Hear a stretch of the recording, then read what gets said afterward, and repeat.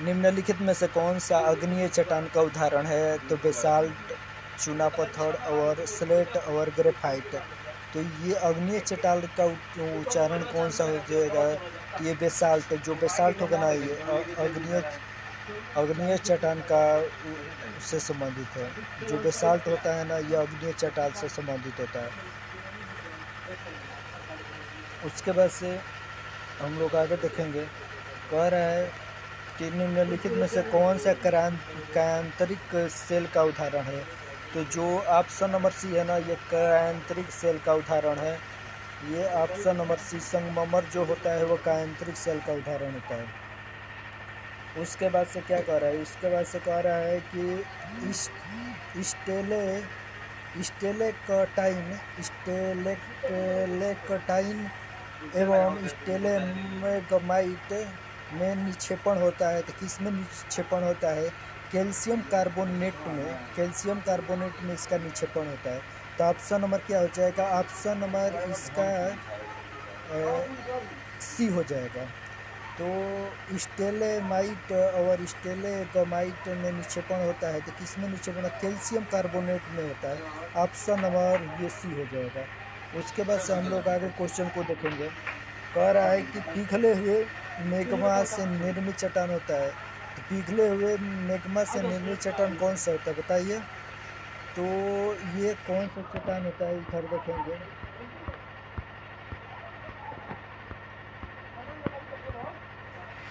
जो ए नंबर होगा ना, ये तो ए नंबर होगा। पिघले हुए से ए नंबर उसका अग्नीय होगा। कह रहा है कि पृथ्वी के अंदर उत्पन्न हलचल के फलस्वरूप पृथ्वी में के अंदर उपस्थित लावा के बाहर आने को ज्वालामुखी की संज्ञा दी जाती है। ज्वालामुखी से निकलने वाले लावा को मैग्मा भी कहा जाता है। और उसके जब मैग्मा बाहर आते हैं तो ठंडा होने के पश्चात अग्नेय सेल का निर्माण करते हैं। तो इन्हीं सेलों के ताप दाब तथा अपरदन की क्रिया द्वारा रूपांतरित और अवसादी सेलों का निर्माण होता है। उसके बाद से कह रहा है कि इधर हम लोग क्वेश्चन देखेंगे। कह रहा है कि पृथ्वी तल के नीचे एक पिघले हुए पदार्थ को क्या कहते हैं? तो पृथ्वी तल के नीचे पिघले हुए पदार्थ को क्या कहते हैं? तो ये मैग्मा कहते हैं।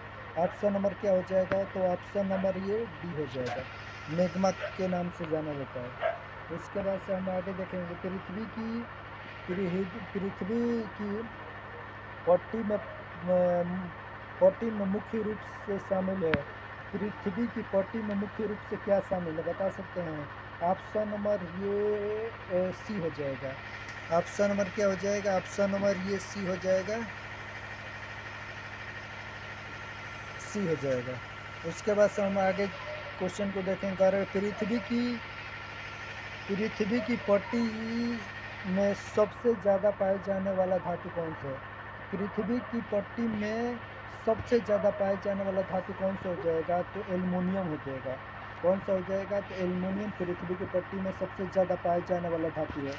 उसके बाद से हम लोग आगे चलेंगे। आगे क्वेश्चन इधर देखेंगे। कह रहा है कि जियोलाइट क्या है? जियोलाइट क्या है, बता सकते हैं? तो हाइड्रेटेड सोडियम एल्युमिनियम सिलिकेट है। ऑप्शन नंबर इसका क्या हो जाएगा? ऑप्शन नंबर इसका बी हो जाएगा। उसके बाद से आगे देखेंगे क्वेश्चन को। कह रहा है कि अग्नीय चट्टान को देख लेंगे। जो अग्नीय चट्टान पूछ देता है कौन सा अग्नीय चट्टान है? तो हम लोग ग्रेट आदमी के साथ रहते हैं तो ग्रेट अग्नीय चट्टान हो जाएगा। साथ रहते हैं तो साइनाइट भी हो जाएगा। और उसके बाद से बड़े बड़े आदमी के साथ ऐसा होता है तो ग्रेबो हो जाएगा। एकदम बेसाल्ट हो जाएगा। और एकदम रॉयल आदमी के साथ हम लोग रहते हैं, रायोलाइट हो जाएगा। अब बिटुमिन्स कोयला ये आग्नेय चट्टान का उदाहरण है। उसके बाद से ग्रेनाइट किससे संबंधित हो जाएगा? ग्रेनाइट नीच से संबंधित है। साइनाइट नीच से संबंधित है। ग्रेबोनिस सर्पेंटाइन से संबंधित है। बेसाल्ट स्लेट से संबंधित है। और रायोलाइट हल्का सिस्ट से संबंधित है। और बिटुमिन से कोयला से संबंधित है। ग्रेनाइट नीच से, साइनाइट नीच से, ग्रेबोनिस सरपेंटाइन से, बेसाल्ट स्लेट से और रायोलाइट हल्का सीट से, और विटामिन्स कोयला ये ग्रेफाइट से संबंधित है। उसके बाद से कह रहा है अवसादी चट्टानें एवं प्रवर्तिक रूप को हम लोग याद करेंगे। कह रहा है कि जो अवसादी चट्टान होता है ना, तो सपिंड, अवसादों में हम लोग सटा रहता है तो सपिंड हो जाएगा, बलुआ पत्थर हो जाएगा, सेल हो जाएगा। अगर चूने का पत्थर हो जाएगा और लिग्नाइट हो जाएगा और कोयला हो जाएगा। तो अवसादी चट्टान से संबंधित हो जाएगा सपिंड, बलुआ पत्थर, सेल और चूने का पत्थर और लिग्नाइट और कोयला, ये अवसादी चट्टान से संबंधित हो जाएगा। सपिंड, बलुआ पत्थर, सेल, चूने का पत्थर और लिग्नाइट और कोयला, ये अवसादी चट्टान से संबंधित हो जाएगा। कह रहा है कि सपिंड का प्रवर्तिक रोग क्या हो जाएगा, सापिंड सिस्ट हो जाएगा। बलुआ पत्थर का क्या हो जाएगा, बलुआ पत्थर का हो जाएगा क्वार्टजाइट। ये बलुआ पत्थर का क्या हो जाएगा, तो बलुआ पत्थर का क्वार्टजाइट हो जाएगा। उसके बाद से कह रहा है कि सेल का क्या हो जाएगा, सेल के स्लेट हो जाएगा और अभ्रक सिस्ट हो जाएगा। और चूने का पत्थर किससे संबंधित हो जाएगा, तो चूने का पत्थर ये संगमरमर से संबंधित हो जाएगा। और लिग्नाइट किससे संबंधित हो जाएगा, लिग्नाइट एंथ्रेसाइट से संबंधित हो जाएगा, एंथ्रेसाइट कोयला से संबंधित हो जाएगा। और कोयला ये ग्रेफाइट से संबंधित हो जाएगा। उसके बाद से कह रहा है कि निम्नलिखित में से कौन सा आग्नेय सेल नहीं है, इनमें से कौन सा आग्नेय सेल नहीं है, तो ये डोलोमाइट है ना, ये आग्नेय सेल नहीं है। तो ऑप्शन नंबर क्या हो जाएगा, ऑप्शन नंबर ए हो जाएगा, ये आग्नेय सेल नहीं है। डोलोमाइट है ना जो आग्नेय सेल नहीं है। उसके बाद से आगे चलेंगे। कह रहा है कि संगमरमर की एक क्रायांतरिक चट्टान है। तो संगमरमर का एक क्रायांतरिक चट्टान क्या है, तो ये चूने का पत्थर जो होता है ना, ये संगमरमर का क्रांतिक चट्टान होता है। तो ऑप्शन नंबर क्या हो जाएगा, ऑप्शन नंबर इसका बी हो जाएगा। उसके बाद से आगे देखिए, आगे इधर है,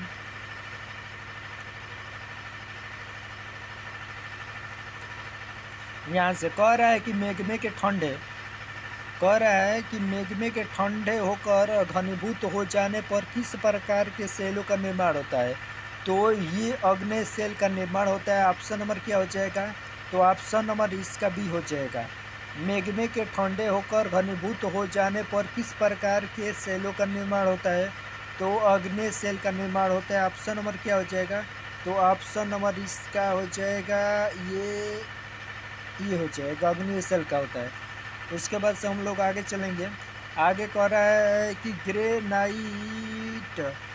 ग्रेनाइट किस प्रकार की सेल है, ग्रेनाइट किस प्रकार की सेल है, तो ये अग्नीय सेल है। ग्रेनाइट क्या है, तो ग्रेनाइट अग्नीय सेल है। ऑप्शन नंबर सी हो जाएगा।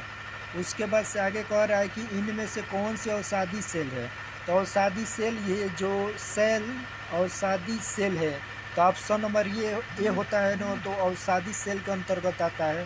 तो ये क्या हो जाएगा, ये सेल जो होता है अवसादी सेल के अंतर्गत आता है। उसके बाद से हम लोग आगे देखेंगे। आगे कह रहा है कि पृथ्वी का आंतरिक औसत घनत्व 5.5 ग्राम प्रति घन सेंटीमीटर है। और कह रहा है कि पृथ्वी के सबसे ऊपरी सतह को सियाल कहा जाता है। और पृथ्वी की सबसे ऊपरी परत रियाल का निर्माण सिलिका और एल्युमिनियम से हुआ है। पृथ्वी की दूसरी परत सिलिका और मैग्नीशियम से बनती है। तो पृथ्वी की जो दूसरी परत होती है ना, ये सिलिका और मैग्नीशियम से बनती है, सिलिका और मैग्नीशियम से बनती है। उसके बाद से कह रहा है कि पृथ्वी की दूसरी परत जो सिलिका और मैग्नीशियम के योग्य से बनती है। उसके बाद से पृथ्वी की तीसरी और अंतिम परत निफे है, जो कठोर धातुओं से बनी होने के कारण इनका घनत्व अधिक होता है। जो पृथ्वी की तीसरी परत होती है ना, ये इसको निफे कहते हैं। और ये आयरन निफे, ये निफे से बना होता है। और निफे का निर्माण निकिल और फेरियम से मिलकर होता है। उसके बाद से हम लोग आगे आएंगे, आगे क्वेश्चन को देखेंगे। कह रहा है कि गंगा नदी निकलती है, तो गंगा नदी कहाँ से निकलती है बताएंगे। गंगा नदी गंगा गलोत्री से निकलती है। ऑप्शन नंबर क्या हो जाएगा, ऑप्शन नंबर ए, गंगा नदी गंगा गलोत्री से निकलती है।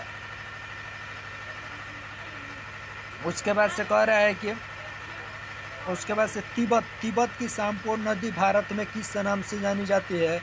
तो तिब्बत की सांगपो नदी भारत में किस नाम से जानी जाती है? तो ब्रह्मपुत्र नदी के नाम से जानी जाती है। उसके बाद से कह रहा है कि निम्नलिखित में से कौन सी नदी बंगाल की खाड़ी में गिरती है? तो कौन सी नदी बंगाल की खाड़ी में गिरती है? तो वो सुवर्ण रेखा जो होती है ना, वो ये बंगाल की खाड़ी में गिरती है। तो ऑप्शन नंबर क्या हो जाएगा? ऑप्शन नंबर ये भी हो जाएगा, जो बंगाल की खाड़ी में गिरती है। उसके बाद से कह रहा है कि भारत में पूर्व से पश्चिम की ओर बहने वाली नदी कौन सी हो जाएगी? तो पूर्व से पश्चिम की ओर बहने वाली नदी या नर्मदा नदी हो, ऑप्शन नंबर डी हो जाएगा। इसके बाद से हम लोग आगे क्वेश्चन की तरफ जाएंगे। कहिए, जो कह रहा है कि भारत में पूर्व से पश्चिम की ओर बहने वाली सबसे लंबी नदी नर्मदा नदी है। इसकी लंबाई 13 से 12 किलोमीटर है और यह नदी भ्रंश नदी का उदाहरण है। लुनी की लंबाई और 320 किलोमीटर, साबरमती की लंबाई 371 किलोमीटर और ताप्ती नदी की लंबाई 724 किलोमीटर है। उसके बाद से हम लोग आगे देखेंगे भागीरथी नदी का उद्गम स्थल है। तो भागीरथी का तो हम लोग को गंगोत्री ग्लेशियर, भागीरथी नदी का उद्गम स्थल गंगोत्री ग्लेशियर है, ऑप्शन नंबर डी हो जाएगा। उसके बाद से आगे चलने में कह रहा है कि भागीरथी नदी का उद्गम स्थल गोमुख गंगोत्री ग्लेशियर है, जो उत्तराखंड के उत्तरकाशी में स्थित है। यह नदी प्रयाग में अलकनंदा नदी से मिलकर गंगा नदी का निर्माण करती है और इसकी प्रमुख सहायक नदियाँ रुद्र गंगा, केदार गंगा और सियांग और भिलंगना, अलकनंदा आदि है। इसकी जो प्रमुख नदियाँ है, सहायक नदी है। भागीरथी नदी का उद्गम स्थान गंगोत्री ग्लेशियर से होता है। भारत में टिहरी बांध इसी नदी पर बनाया गया है, गंगोत्री। उसके बाद से कह रहा है कि कहाँ पर भागीरथी और अलकनंदा नदी के मिलने से गंगा बनाती है? तो कहाँ बनाती है? तो देवप्रयाग। कहाँ पर भागीरथी और अलकनंदा नदी के मिलने से गंगा बनाती है? तो देवप्रयाग। ऑप्शन नंबर ये क्या हो जाएगा? ऑप्शन नंबर ए हो जाएगा। उसके बाद से आगे कह रहे हैं कि देवप्रयाग भारत के उत्तराखंड में स्थित एक नगर एवं प्रसिद्ध तीर्थ स्थान है, जहाँ पर भागीरथी और अलकनंदा नदी मिलती है और इन्हीं नदियों के संगम के बाद इस नदी को आगे गंगा के नाम से जाना जाता है। और यह मान्यता अनुसार यहाँ देव शर्मा नामक एक तपस्वी ने कड़ी तपस्या की है, जिनके नाम पर इस स्थान का नाम देवप्रयाग रखा है। रुद्रप्रयाग में मंदाकिनी नदी अलकनंदा नदी से मिलती है। कर्णप्रयाग में पिंडार नदी अलकनंदा नदी से मिलती है। कर्णप्रयाग में पिंडार नदी अलकनंदा नदी से मिलती है। भारत की सबसे लंबी नदी का नाम बताइए? तो भारत का सबसे लंबी नदी का नाम ये गंगा नदी है। भारत की सबसे लंबी नदी का नाम क्या हो जाएगा? तो गंगा नदी हो जाएगा। ऑप्शन नंबर क्या हो जाएगा? ऑप्शन नंबर ये भी हो जाएगा। भारत की सबसे लंबी ये नदी का नाम ये गंगा नदी है। उसके बाद से कह रहा है कि गंगा नदी का उद्गम उत्तराखंड के उत्तरकाशी जिले के गोमुख के निकट गंगोत्री हिमानी से हुआ है और यहाँ पर भागीरथी के नाम से जाना जाता है। गंगा की दो शीर्ष धाराएं अलकनंदा तथा भागीरथी है, जो उत्तराखंड के देवप्रयाग में संगम कर गंगा का निर्माण करते हैं। यह भारत की सबसे लंबी 25 से 25 किलोमीटर नदी है। इसकी सहायक नदी यमुना, गंडक, घाघरा, टोंस, सोन, रामगंगा, साबरमती, कोसी, ये इसकी सहायक नदी है। किसकी सहायक नदी है? तो ये गंगा नदी को ये गोमुख की सहायक नदी है। गंगा और ब्रह्मपुत्र डेल्टा विश्व का सबसे बड़ा डेल्टा बनाती है। कह रहा है कि निम्नलिखित नदियों में से किसका उद्गम भारत में नहीं है? तो भारत का उद्गम नहीं सतलज, रावी और चेनाब और ब्यास। तो सतलज निम्नलिखित नदियों में से किसका उद्गम भारत में नहीं है। तो ये जो है ना सतलज का उद्गम भारत में नहीं है। तो इस सतलज का उद्गम क्या है? सतलज का उद्गम भारत में नहीं, ऑप्शन नंबर ए हो जाएगा। उसके बाद से कह रहा है कि निम्नलिखित में से कौन सा एक उत्तर प्रदेश में नहीं गुजरती है? तो उत्तर प्रदेश में कौन नहीं गुजरती है? तो ये झेलम नदी उत्तर प्रदेश में नहीं गुजरती है। गंगा नदी गुजरती है और रामगंगा नदी, यमुना नदी ये उत्तर प्रदेश से होकर गुजरती है, बल्कि झेलम नदी ये नहीं गुजरती है। कह रहा है कि झेलम नदी का उद्गम स्थल बेरेनाग कश्मीर के समीप स्थित शेषनाग झील है और किशन गंगा इसकी सहायक नदी है। कश्मीर में इनका प्रवाह 400 किलोमीटर है और इसके आगे यह नदी पाकिस्तान में प्रवेश करती है, चिनाब नदी में मिल जाती है और इस प्रकार के झेलम नदी का प्रवाह उत्तर प्रदेश में नहीं है। और शेष तीन गंगा, यमुना और रामगंगा नदी उत्तर प्रदेश से होकर बहती है। कह रहा है कि सिंधु नदी की प्रमुख बड़ी सहायक नदी कौन सी है? तो सिंधु नदी की सबसे बड़ी सहायक नदी कौन सी है? तो ऑप्शन नंबर ये डी हो जाएगा, सतलज नदी। सिंधु नदी की सबसे बड़ी सहायक नदी ये सतलज नदी हो जाएगा। कह रहा है कि सिंधु की सहायक नदी की लंबाई तो चिनाब का 1180 किलोमीटर और ब्यास का 470 किलोमीटर और रावी नदी का 725 किलोमीटर और सतलज का 1400 किलोमीटर है।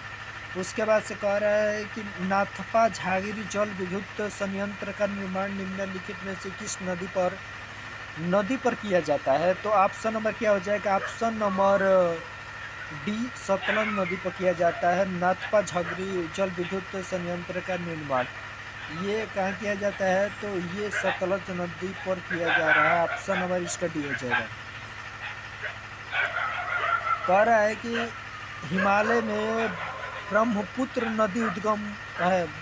तो हिमालय में ब्रह्मपुत्र नदी का उद्गम किससे संबंधित है? पूर्ववर्ती अपवाह से संबंधित है। ऑप्शन नंबर क्या हो जाएगा? ऑप्शन नंबर इसका ए हो जाएगा। ये पूर्ववर्ती अपवाह से संबंधित है। उसके बाद से कह रहा है कि हिमालय में ब्रह्मपुत्र नदी पूर्ववर्ती अपवाह का उदाहरण है, क्योंकि पूर्ववर्ती सरिता उसे कहते हैं जिनका आविर्भाव स्थलखंड के उत्थान के पहले हो चुका है।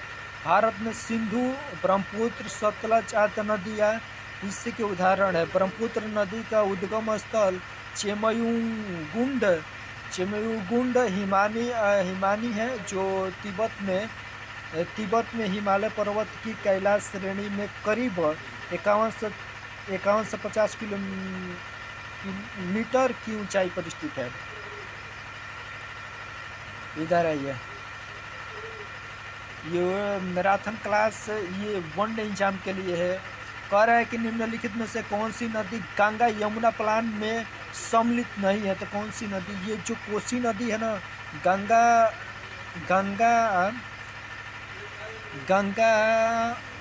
एक्शन प्लान में सम्मिलित नहीं। ऑप्शन नंबर क्या हो जाएगा? ऑप्शन नंबर ए हो जाएगा। ऑप्शन नंबर सी हो जाएगा। ये नदी गंगा एक्शन प्लान से सम्मिलित नहीं है, कोसी नदी सम्मिलित नहीं है। कह रहा है कि गंगा एक्शन प्लान 14 जनवरी 1946 के करीब राजीव गांधी द्वारा शुरू की जाने वाली योजना है, जिनका प्रमुख उद्देश्य को प्रदूषण मुक्त करके जल की गुणवत्ता में वृद्धि करता है। यह फेज में संपन्न हुआ है। इसी के दूसरे फेज में यमुना, ताप्ती, दामोदर और महानदी को शामिल किया गया है। कह रहा है कि भागीरथी नदी निकलती है। तो भागीरथी नदी कहाँ से निकलती है? तो ये गोमुख से निकलती है। ऑप्शन नंबर क्या हो जाएगा? ऑप्शन नंबर इसका सी हो जाएगा। भागीरथी नदी गोमुख से निकलती है। उसके बाद से कह रहा है कि भागीरथी नदी गंगोत्री हिमालय के गोमुख नामक स्थान से निकलती है और टिहरी के पास जहाँ इनमें से भिलांगना नदी मिलती है, वहाँ पर टिहरी डैम का निर्माण किया जाता है। आगे प्रयाग में इससे अलकनंदा नदी मिलती है और इसी के कारण इसे गंगा नदी कहते हैं, जिनकी संपूर्ण लंबाई 25 से 25 किलोमीटर है। गंगा नदी बंगाल की खाड़ी में जा गिरती है और वहाँ विश्व में सबसे बड़ी डेल्टा सुंदरबन डेल्टा का निर्माण करती है। कह रहा है कि गंगोत्री ग्लेशियर के किनारे स्थित है। तो गंगोत्री ग्लेशियर के किनारे कौन सा स्थित है? तो ये भागीरथी नदी स्थित है। ऑप्शन नंबर इसका क्या हो जाएगा? ऑप्शन नंबर इसका डी हो जाएगा। ऑप्शन नंबर इसका बी हो जाएगा।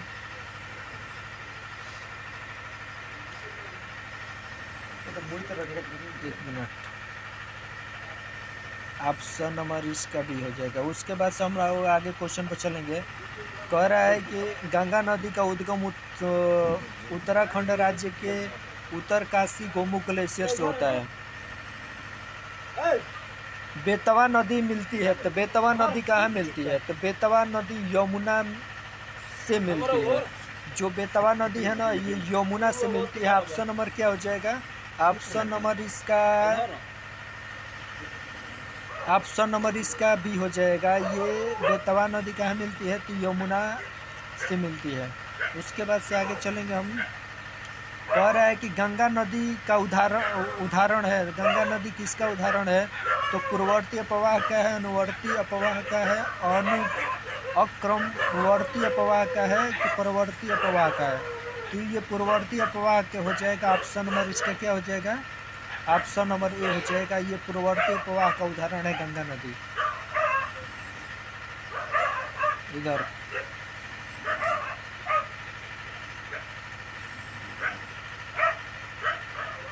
कह रहा है कि निम्न नदियों में से कौन अपने मार्ग में परिवर्तन करने के लिए जानी जाती है? तो जो कोसी नदी होती है ना, कोसी नदी होती है अपने मार्ग में परिवर्तन के लिए जानी जाती है। ऑप्शन नंबर क्या हो जाएगा? ऑप्शन नंबर ये डी हो जाएगा। जो कोसी नदी है ये परिवर्तन के लिए जानी जाती है। कह रहा है कि निम्नलिखित में से किस नदी के तट पर गोरखपुर स्थित है? ये गोरखपुर ये राप्ती नदी के तट पर स्थित है। ऑप्शन नंबर क्या हो जाएगा? तो ऑप्शन नंबर इसका बी हो जाएगा। ये गोरखपुर तट पर स्थित है राप्ती नदी। उसके बाद से यमुना नदी का उद्गम स्रोत क्या है? तो यमुना नदी का उद्गम स्रोत क्या है? तो ये बंदर पुच्छ है। यमुना नदी का उद्गम स्रोत क्या हो जाएगा? बंदर पुच्छ। ऑप्शन नंबर इसका भी हो जाएगा। उसी प्रकार हम लोग आगे चलेंगे। कह रहा है कि बांग्लादेश